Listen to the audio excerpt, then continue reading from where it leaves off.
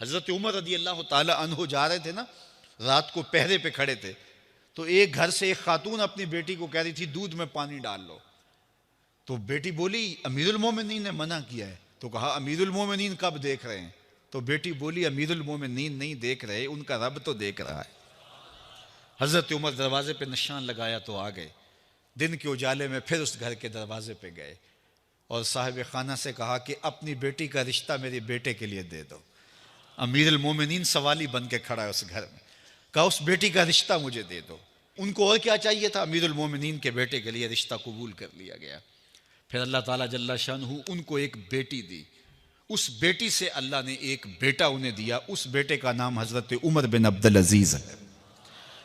تو جب مائیں اللہ سے ڈرنے والی ہوں، تنہائی میں ڈرنے والی ہوں، تو پھر اولادیں ایسی ہوتی ہیں۔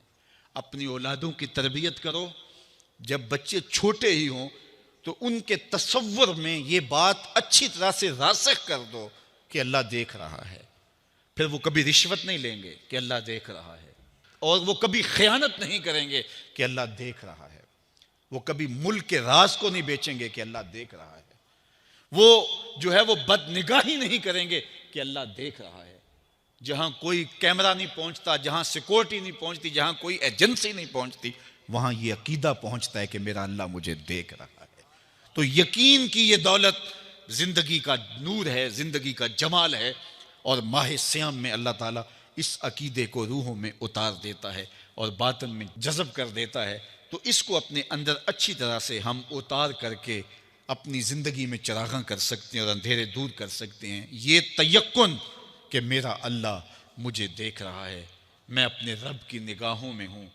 ارا زبیباً نملۃ سودا، کالی رات کے اندھیرے میں کالے پہاڑوں کی کوکھ میں گہرا غار ہے، اس غار میں چیونٹیوں کا سوراخ ہے، اس میں جب چیونٹی چلتی ہے اور وہ بھی سیاہ رنگ کی ہے، رات کی بھی سیاہی ہے، پتھر بھی کالا ہے اور چیونٹی بھی کالے رنگ کی، سینہ سنگ پر اس چیونٹی کے چلنے کی وجہ سے ایک وہمی اور گمانی لکیر بنتی ہے جس کو خوردبین سے دیکھنا بھی ممکن نہیں۔ تمہارا رب اس کو یوں دیکھتا ہے جس طرح دیوار چین کو دیکھتا ہے۔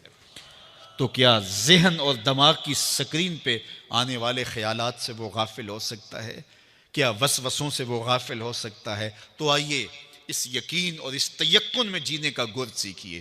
دیکھیے زندگی کتنی نور علی نور ہو جائے گی کہ میرا اللہ مجھے دیکھ رہا ہے، میرا اللہ مجھے ملاحظہ کر رہا ہے، میں اس کی نظروں سے، اس کی نگاہوں سے پوشیدہ نہیں۔ تو یہ عقیدہ ماہ سیام میں ہمیں نصیب ہوتا ہے۔ اور اگر ہم نے ماہ سیام کے دامن سے یہ سب کچھ نہیں سیکھا اور پورا مہینہ بھوک کاٹی، پیاس کاٹی اور مہینہ گزار دیا، اور عید کے دن وہیں کھڑے تھے جو ہم 29 شعبان کو جہاں کھڑے تھے، تو پھر ہم نے رمضان کی برکت کیا پائی؟ میرے حضور نے ممبر کی تینوں سیڑھیوں پہ قدم رکھتے ہوئے آمین آمین پکارا تھا، تو صحابہ نے پوچھا حضور یہ عجیب ماجرا ہم نے دیکھا ہے، کوئی دعا مانگنے والا نہیں تھا اور آپ نے آمین کہا، پھر دوسری سیڑھی پہ رکھا قدم، پھر آمین کہا، پھر تیسری سیڑھی پہ قدم رکھا تو آمین کہا۔ فرمایا میں نے پہلی سیڑھی پہ قدم رکھا تو جبریل حاضر ہوئے اور انہوں نے کہا اس شخص کی ناک خاک آلود ہو جس نے ماہ سیام رمضان المبارک کو پایا اور اپنی بخشش نہ کروا سکا۔ تو میں نے اس پہ آمین کہا کہ ماہ سیام ملے، رحمتوں کی برکھا برستی ہو، جنت کے 8 دروازے کھلے ہو، جہنم کے در بند کر دیے گئے ہوں، ایک نفل کا ثواب فرض کے برابر ہو، فرض کا ثواب 70 فرضوں کے برابر ہو، رحمتوں کی برکھا ہو اور بندہ اپنی بخشش بھی نہ کرا سکے، تو کہا اس شخص کی ناک خاک آلود ہو۔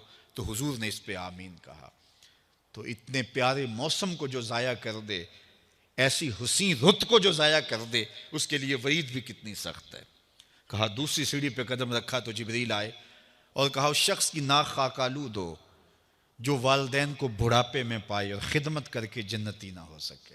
ممبر کی تیسری سیڑھی پہ قدم رکھا تو جبریل آئے، انہوں نے کہا اس شخص کی ناک خاک آلود ہو جس کے سامنے آپ کا ذکر کیا جائے اور وہ آپ پہ درود نہ پڑے۔ اللہ اکبر۔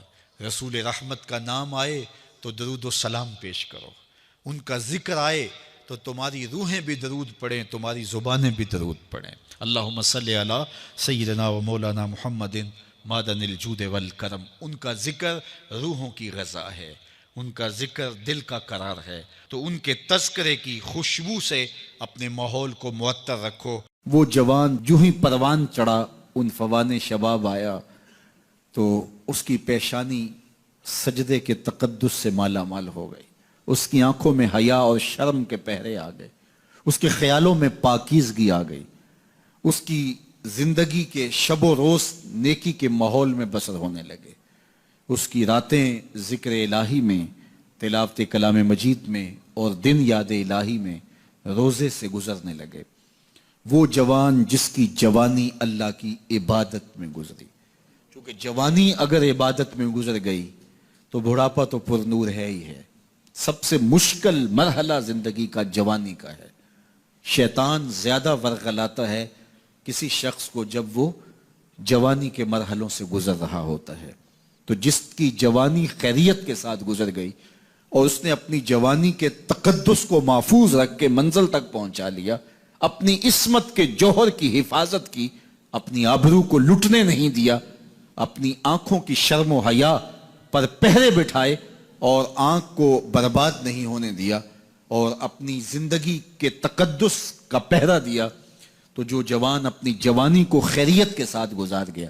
کسی نے کہا تھا نا، کتاب زیست کا ایک اور باب ختم ہوا، شباب ختم ہوا، ایک عذاب ختم ہوا۔ تو جوانی جس کی منزل تک پہنچ گئی خیریت کے ساتھ، عافیت کے سائے میں، مشکل تو بڑا ہے جوانی کو منزل تک لے جانا، خیریت کے ساتھ، داغدار نہ ہونے دینا، جوانی کے تقدس کو رسوا نہ ہونے دینا، عصمت کے جوہر پہ کالک نہ لگنے دینا، خواہشات کو غالب نہ آنے دینا۔ آسان کام تو نہیں ہے، مشکل کام ہے، لیکن اگر کوئی مشکل کاٹ گیا، جوانی کے تھوڑے سے ایام میں گزار گیا۔ اللہ اکبر۔ حضرت شیخ ختلی کہتے ہیں، داتا گنج بخش علی حجویری علیہ رحمہ کے مرشد ہیں، الدنیا یوم ولنا فیہا صوم۔ وہ کہتے ہیں دنیا ایک دن ہے، ہم روزہ رکھ کے گزار رہے ہیں۔ تو روزہ رکھ کے سارا دن گزر ہی جاتا ہے، دوپہر بھی آتی ہے گزر جاتی ہے، اور عصر کا وقت بھی آتا ہے گزر جاتا ہے، کھانے کا وقت بھی آتا ہے، چائے کا وقت بھی آتا ہے، سب کچھ ہوتا ہے لیکن گزر جاتا ہے، افطار تک بندہ پہنچ جاتا ہے۔ جس نے زندگی روزے کی طرح گزار دی، جس نے جوانی روزہ رکھ کے گزار دی، خواہشات کو بے قابو نہیں ہونے دیا، مشکل کام تھا لیکن اس نے مشکل کام کر دکھایا۔ اجر کتنا بڑا ہے، سنیے اللہ کے محبوب کی زبان سے سنیے۔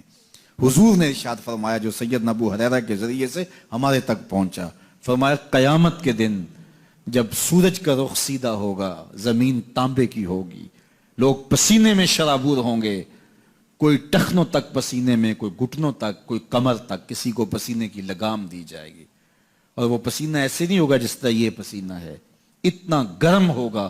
ابن رجب حنبلی کہتے ہیں اس پسینے کا ایک قطرہ اگر احد پہاڑ پہ ڈال دیا جائے تو وہ پگھل جائے، اتنا گرم ہوگا، بدبودار اتنا ہوگا، ایک قطرہ دنیا پہ ڈال دیا جائے، انسان کیا جانوروں کے دماغ بھی پھٹ جائیں، اس پسینے میں لوگ شرابور ہوں گے۔ لیکن جس نے اپنی جوانی کو عافیت سے گزارا ہوگا، کل قیامت کے دن جب کوئی سایہ نہیں ہوگا، اللہ اس جوان پر اپنے عرش کا ٹھنڈا سایہ عطا فرمائے۔ وہ شخص جس کو کسی عورت نے دعوت گناہ دی اور وہ صاحب منصب تھی، صاحب جمال تھی، اور اس نے یہ کہہ کے یہ خواہش، یہ آرزو مسترد کر دی، انی خاف اللہ۔ اسی طرح کوئی عورت ہے تو اس نے اپنے تقدس کی حفاظت کی، اپنی آبرو پہ پہرا دیا اور کسی پیشکش کو ٹھکرا دیا، تو فرمایا قیامت کے دن جب کوئی سایہ نہیں ہوگا، اللہ اسے بھی اپنے عرش کا ٹھنڈا سایہ دے گا۔ کیسا سخت دن ہوگا، اور وہ کس اعزاز میں ہوگا، کس تکریم میں ہوگا۔ یہ تو 4 دن 10-20 سال ہیں، اور وہ 50,000 سال کا ایک دن۔